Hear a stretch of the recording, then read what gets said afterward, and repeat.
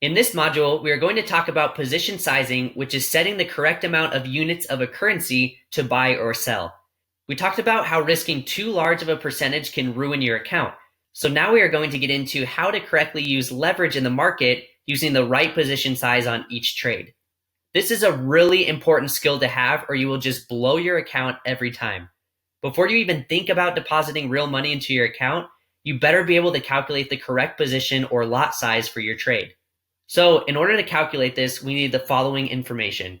First, we need the account equity or balance. Second, the currency pair you are trading. Third, the percent of your account you wish to risk. Fourth, the stop loss in pips. And fifth, the conversion currency pair exchange rates. You may be thinking, that is a lot of information, but I'll show you a really cool tool that we have that makes it super easy for you. Let's move on to calculate this in the next section. Hey, thanks so much for watching. Make sure you join our free Discord channel to get access to all the cheat sheets and a bunch of other cool bonuses. The next video in the course is right here.